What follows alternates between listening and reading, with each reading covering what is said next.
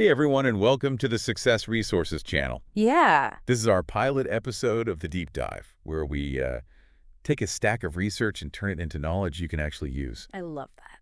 I'm Nicholas, your host for this deep dive. And I'm Ami. Excited to be your expert guide today. I am excited. Now, for those not familiar, Success Resources is a global education company. Global. We're talking hundreds of events annually in over 35 countries, featuring speakers like Bill Clinton, Robert Kiyosaki, and yes, even Donald Trump.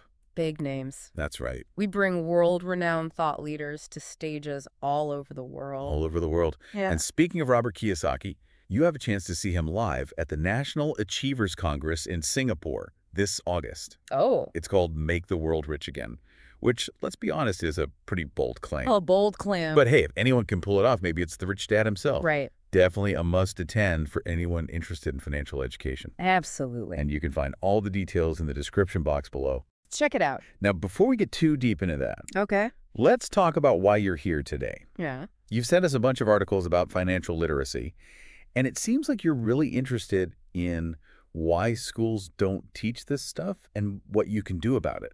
It's a fascinating question, It is. and one that many people grapple with. Yeah. We spend years in school learning all sorts of complex subjects, yet we often graduate without basic knowledge of how to manage our money. It's crazy. It's almost like a collective blind spot in our education system. Right. Yeah. It's kind of mind-boggling when you think about it. I mean, we learn algebra, we dissect frogs, but balancing a checkbook, Right. not so much. Exactly. Yeah. So to understand why this is the case, we need to go back in time a bit. Okay. Think about when our current education model was really taking shape Okay. during the Industrial Revolution. Maybe the Industrial Revolution. The focus then was on churning out a workforce for factories, Okay. for jobs that required obedience, not necessarily financial savvy. Yeah. So we're basically still operating on an educational model designed for the assembly line, not the age of entrepreneurship and side hustles. That's one way to look at it. Hmm. But there are also some more nuanced reasons why financial literacy is still largely absent from traditional education. Okay.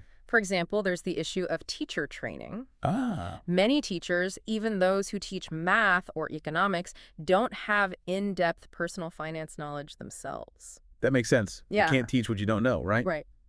But there's got to be more to it than that. Sure. Like, is there any pushback from, say, the financial industry itself? Interesting. Would they want everyone to be financially savvy? That's where things get a little controversial. Ooh. Some people argue that a certain level of financial illiteracy actually benefits the current system. Okay. If people don't fully understand things like compound interest or how credit card debt works, they're more likely to make decisions that keep them trapped in a cycle of debt and financial dependence. Okay, so maybe not a deliberate conspiracy, but definitely a system that doesn't necessarily incentivize financial independence for everyone. Yeah. It's like the old saying, Yeah. if you're not paying for the product, you are the product. Precisely. Yeah. And this is not to say that there aren't individuals and institutions working hard to promote financial literacy, Right. but there's definitely a systemic challenge at play. Right, so now that we understand why this knowledge gap exists, let's explore what happens when people aren't financially literate. Yeah. What are the real-world consequences? Because it's got to be more than just missing out on a good investment opportunity here and there. Oh, you're right. Yeah. The consequences go far beyond missed opportunities. Yeah. We're talking about a ripple effect that impacts individuals' families and even entire communities. Oh, wow. One of the most obvious consequences is, of course, debt accumulation. Right. Debt accumulation. Yeah, that's one you hear about all the time, right? Yeah. Student loan debt, credit card debt. Yeah. It's like a financial black hole that sucks people in. Exactly. And without a solid understanding of how interest rates work, Right. or the long-term impact of high-interest debt, it's easy to fall into a trap that can take years, even decades to climb out of. And it's not just the financial burden either. I imagine that kind of stress can really weigh on you mentally and emotionally. Absolutely. The constant worry about money can lead to anxiety, depression, and even relationship problems. Wow. It's a vicious cycle that can be really hard to break free from. So we've got debt piling up, stress levels through the roof. What else are we looking at here? Another major consequence is the lack of savings. Okay. When people don't understand basic financial concepts like compound interest, they often miss out on the opportunity to grow their wealth over time. Yeah. Compounding is like magic, you know? It's Right. essentially earning interest on your interest, and it can make a huge difference in the long run. But you got to start early to really reap the benefits, right? Yes, you do. I feel like that's something I wish I had learned sooner. You're absolutely right. The earlier you start investing even small amounts, Right. the more time your money has to grow exponentially. But without that knowledge, people often end up living paycheck to paycheck Yeah. with little to no savings to fall back on. Which means they're one unexpected expense away from a major financial crisis. Exactly. Car breaks down, medical emergency suddenly, that lack of savings becomes a huge problem. Exactly. And it's not just about having a safety net for emergencies. Okay. It's also about being able to afford the things you want in life, like a house, a comfortable retirement, or even just the freedom to pursue your passions without constantly worrying about money. So it sounds like financial literacy isn't just about becoming rich. It's about having options and security in life. That's a great way to put it. It's about having agency over your own financial destiny. Okay, so this all sounds pretty dire, but I'm hoping you're going to tell us that there's something we can do about it. I don't just have to accept this fate, right? Absolutely not. Okay. While it's true that the traditional education system has failed us in this area, Right. it doesn't mean we have to stay financially illiterate. There are tons of resources available to help us take control of our finances and build a brighter future. Okay, now we're talking. Give us the good news. Where do we start? Well, first of all, embrace the power of books. Books. There are so many incredible personal finance books out there Okay. that can teach you everything from budgeting basics to advanced investing strategies. Right. And one book that often comes up in conversations about financial literacy is Rich Dad, Poor Dad by Robert Kiyosaki. Ah, the classic. I've heard so many people say that book was a game changer for them. It really is a powerful read. Yeah. It challenges traditional thinking about money Okay. and encourages readers to build assets that generate income rather than just working for a paycheck. Okay, so Rich Dad, Poor Dad is definitely on the reading list. What other books would you recommend? Another great one is The Millionaire Next Door by Thomas J. Stanley. It debunks a lot of myths about wealth and shows that many millionaires actually live relatively modest lifestyles, focusing on saving and investing wisely rather than flashy spending. Interesting. So it's not all about Lamborghinis and private jets? Not necessarily. The Psychology of Money by Morgan Housel is also an excellent read. Okay. It delves into the behavioral side of finance, exploring how our emotions and biases can often lead us to make irrational financial decisions. That sounds super relevant. I know I've definitely fallen prey to emotional spending in the past. We all have. Yeah. This book can really help you understand those patterns and make more conscious choices. Okay, so books are a great starting point. What other resources are out there? Well, the internet is your oyster. Oh. There are countless free online courses available on platforms like Coursera, Udemy, and Khan Academy. Wow. You can find courses on everything from budgeting and debt management to investing in stocks and real estate. So no excuses for not learning. We literally have access to all the information we need right at our fingertips. Exactly. And don't forget about the power of community. Oh, yeah. There are tons of online forums, Facebook groups, and even local meetups where you can connect with other people who are on their own financial journeys. I love that idea.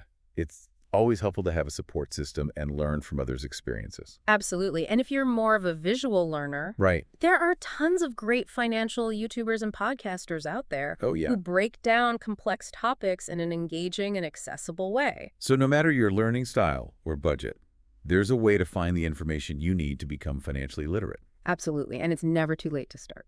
This is all great information, but I know it can feel a little overwhelming. Like, where do you even begin? What are some simple, actionable steps that listeners can take today to start taking control of their finances?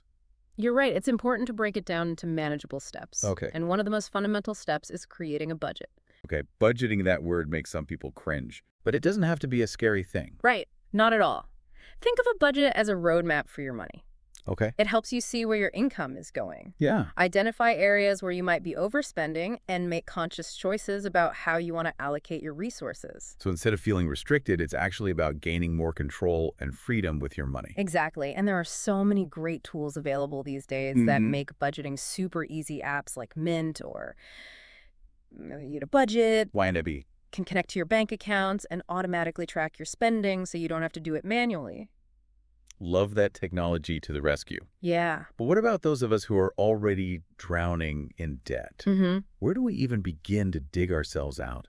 That's a great question, and it's important to remember that you're not alone. Okay. A lot of people struggle with debt, and there are proven strategies that can help you get back on track. Okay. One popular approach is the snowball method, where you focus on paying off your smallest debts first to build momentum and motivation. I've heard that it's like a psychological trick to make the process feel less overwhelming. Exactly. And as you pay off each debt, you roll that payment amount into the next smallest debt, creating a snowball effect. Another strategy is the avalanche method, where you prioritize paying down your highest interest debts first to save money on interest charges in the long run. So snowball for motivation, avalanche for efficiency. Got it. Yeah. But what about the whole investing thing? Okay. That always seems so intimidating to me. It can feel that way, especially if you're new to it. Yeah. But investing is one of the most powerful tools for building long-term wealth, and it's not as complicated as it might seem. A great place to start is with index funds. Okay, we talked about index funds earlier. Yeah. Remind me why those are good for beginners. Sure, index funds are essentially baskets of stocks that track a specific market index, like the S&P 500. Okay. This means you're investing in a diversified portfolio of companies with a single purchase, reducing your risk and simplifying the process. So less risk and less work sounds good to me. But don't you need a lot of money to start investing? Not necessarily. Many brokerage accounts these days allow you to invest with small amounts of money, even as little as $5 or $10. Really? The key is to start early and be consistent with your contributions. And that whole compound interest thing will work its magic over time, right? Exactly. Even if you're only investing a small amount each month, the power of compounding can help your money grow exponentially over the years. This is all starting to make sense now. I'm feeling much more empowered already. That's what we like to hear. And remember, financial literacy is a journey, not a destination. Yeah. It's about continually learning, adapting, and making informed decisions that align with your values and goals. So it's not just about memorizing financial terms or following some rigid set of rules. It's about understanding the principles and applying them to your unique situation. Precisely. And one thing that can really accelerate your financial journey is attending events like the National Achievers Congress. All right, speaking of which, don't forget that you have a chance to see Robert Kiyosaki live at the National Achievers Congress in Singapore this August. You'll learn valuable financial strategies from Vaynerchuk Dad himself and connect with other like-minded individuals who are committed to financial success. It's an incredible opportunity to immerse yourself in the world of finance and gain insights that can transform your life. You can find all the details in the description box below. And before we wrap up, we want to encourage you to take the free Financial Freedom Test.